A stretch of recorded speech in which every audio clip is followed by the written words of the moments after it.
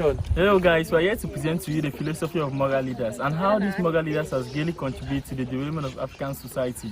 Yeah, these moral leaders, their philosophy has been a great contribution to the development of African society. Some of these moral leaders include, firstly, we talk on communal liberalism by Julius Nyerere. We talk on gang evolution by Amadou Ahidjo, ego and moralization by President Paul Biya, leaders among leaders by Nelson Mandela, and lastly, we talk on our half-age game by Martin Luther King Jr. Thank you. I will hereby introduce to you my colleague who is going to emphasize on introduction to leadership.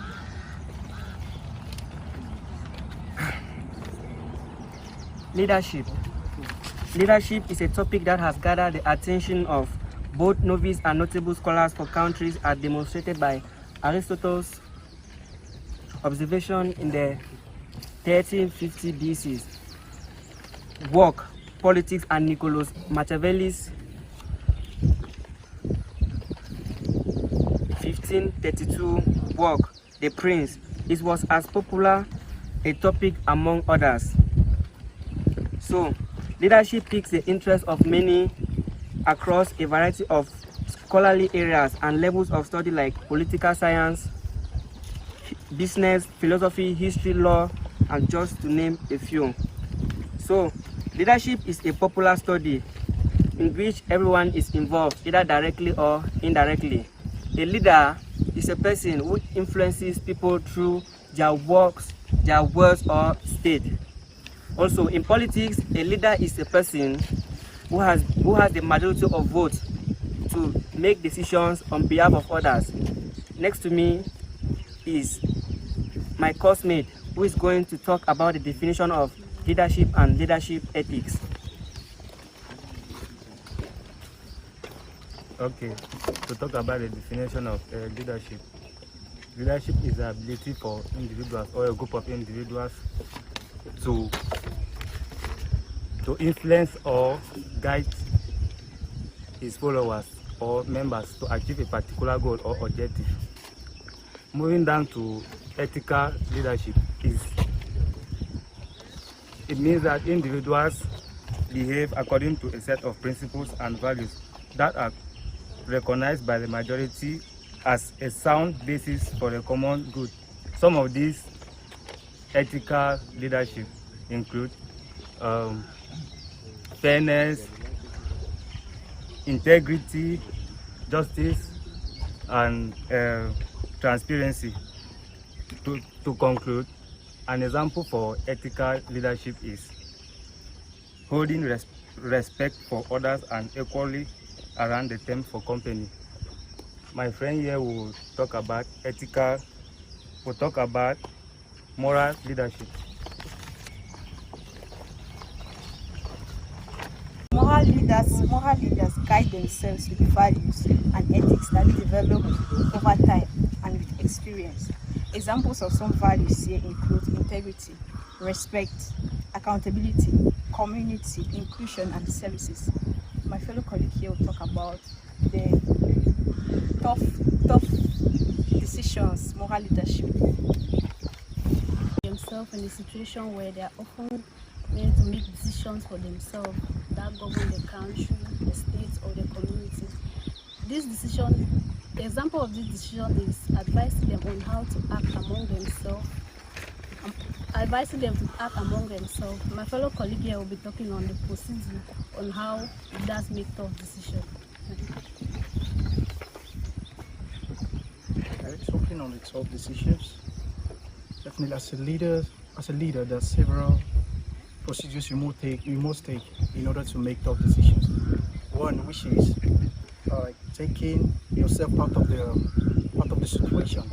As a leader, in order to make a tough decision, you must take yourself out of the situation in order to not to take decisions that will deal with your feelings while hurting others. Secondly, you need to think out of the box as a leader. In order to take tough decisions, you must think out of the box. Probably, next one, as a leader, you must know how to manage your feelings, not take decisions based on your feelings. So I'm going to end here, and my next colleague is going to talk about learning objectives. Okay, I'll be talking on the learning objectives. And some of these learning objectives are: we have communal liberalism by Julius Nyerere, Green Revolution by Amadou Ahidjo, Rigor and Moralization by Paul Biya, Leaders Among Leaders by Nelson Mandela, and I Have a Dream by Martin Luther. My fellow colleagues will try to expatiate on this point that I've listed above: communal liberalism.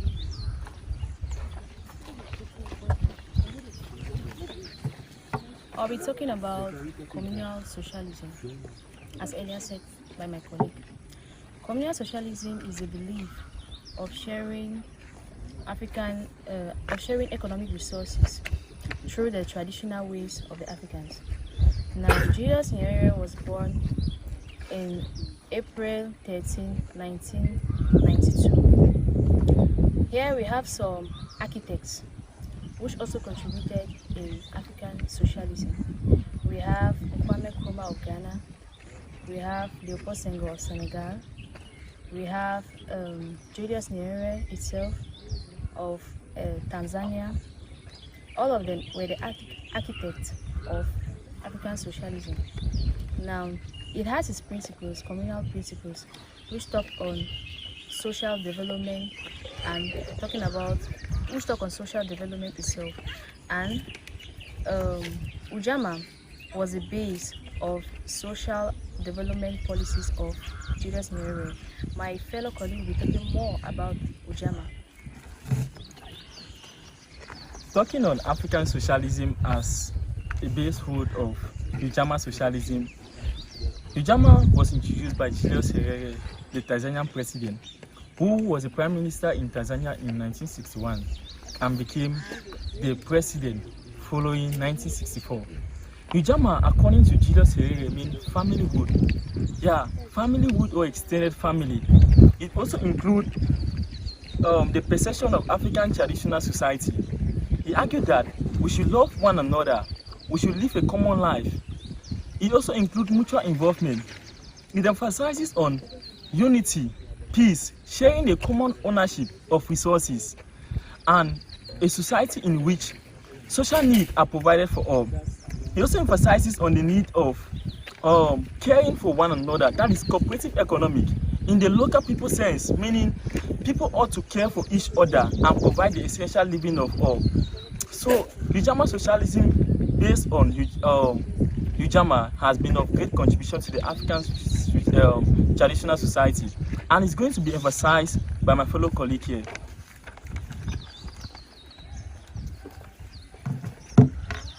The word Ujamaa means familyhood and togetherness. So, Nyerere has brought about changes in the society, and some of the changes include it promotes unity. Ujamaa is said to represent the best form of African socialism, as it encourages the spirit of familyhood and living together, which symbolizes the African way of life, thereby making it a blessing to the African personality. Another advantage which Ujamaa has brought to the community is it encourages a spirit of self-reliance. That is, the tools the people used were provided by them.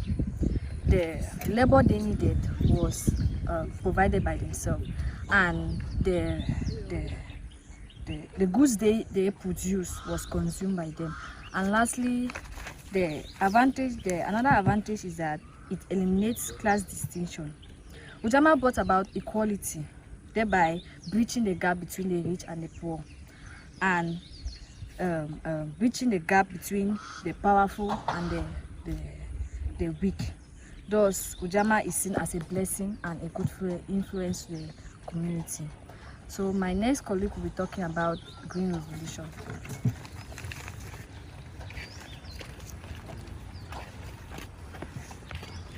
The Green Revolution, introduced by Amadou Ahidjo. Firstly, Amadou Ahidjo was born on the 24th of August 1924 in Garoua. He became president on the 5th of May 1960 right up to 1982, where his leadership ended. During his reign, he called his economic model planned liberalism, where he introduced what is known as the Green Revolution, which had to lead to an increase in agricultural productivity and many cash crops in Cameroon. He went further to making sure that there was excess mushroom all over Cameroon territories. Not to talk much, my learned colleague here is going to expatiate more on the advantages of Green Revolution. Thank you. Some of the advantages of green revolution include due to an increase in food production, due to high variety, due to the use of rural traveling. Some of the advantages of green revolution due to an increase in food production, due to high variety, due to the hunger and poverty in a developing country. Despite the advantages given above, I'm please going to give some of the disadvantages. Despite the advantages of green revolution, there are several disadvantages. Firstly, I'll talk about inflation. Inflation will be as a result of green revolution, whereby Cameroonian food products will be sold to their food deficient countries or neighbors cheaper than the way they sell in the main country. This will lead to an increase in the general price level. Another disadvantage is environmental damage. Excessive and inappropriate use of insecticides and fertilizers has caused the waters to be polluted.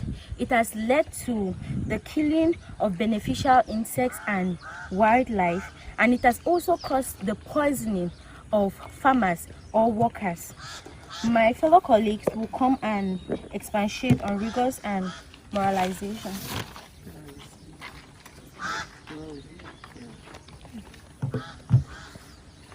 I'll be talking on rigors and moralization. President Pobia, rigors and moralization by His Excellency President Pobia. He created a regime called rigor and moralization, which it was called the New Deal. This regime encourages transparency and accountability. Some of the aims of rigor are being able to live according to one's lifestyle and being able to live according to one's resources or means, so as to avoid fraudulent or corrupt practices born out of an extravagant lifestyle. Also, to have the sense of responsibility and being competent. The next speaker will talk about moralization.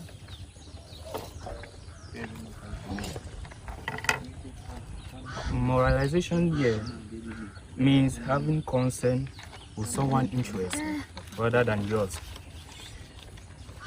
President Paul Biya, in his aim of moralization, fight against embezzlement, bribing and corruption, administrative justice, and also talks about equitable distribution of state affairs. All of this was to bring about peace and unity in a country. So my next colleague here will talk about leaders among leaders.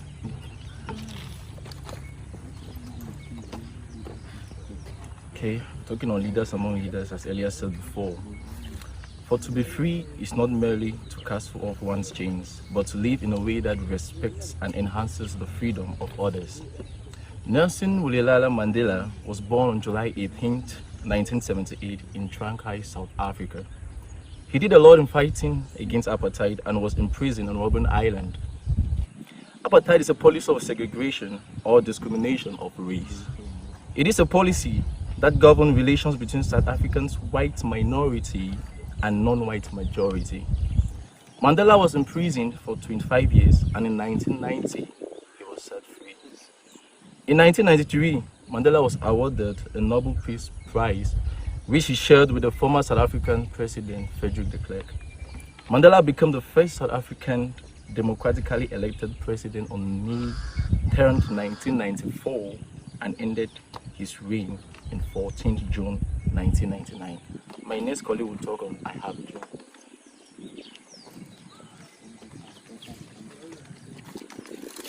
I Have a Dream by Martin Luther King. Martin Luther King was born on January 15, 1929 in Atlanta, Georgia, in the United States.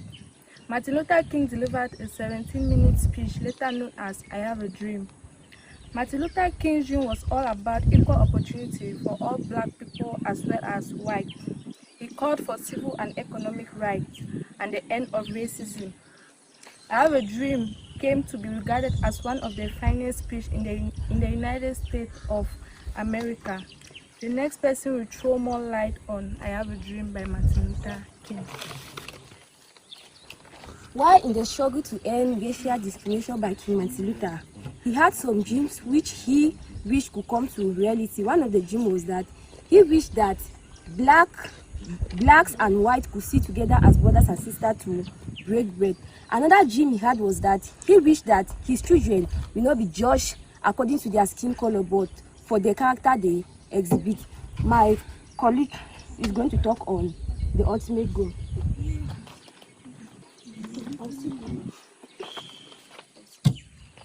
Ultimate goal.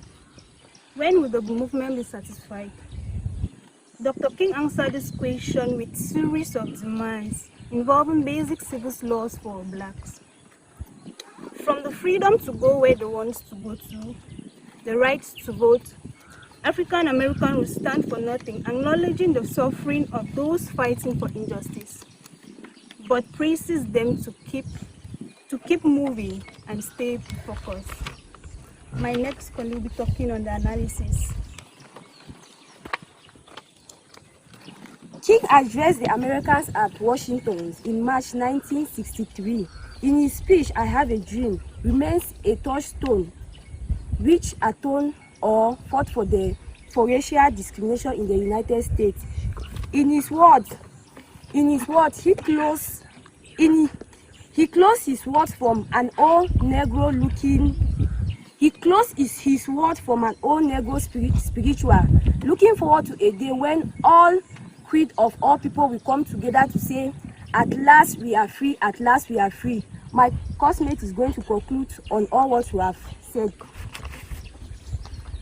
From the above analysis, we have come to the conclusion that the philosophy of moral leaders has been of great contribution to the development of African personality and identity in the society. Indeed, these moral leaders stood as a virtue of example to be followed, even though their philosophy had some limitations.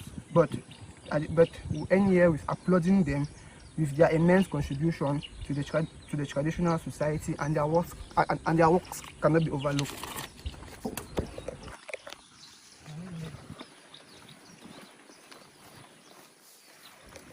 We thank you all for listening, and this was our own presentation for the group. We hope you liked it and that you were really amazed by all the research and the work we have done. This was the work done by all the people behind us, and it was an amazing thing to present it to you today. Thank you.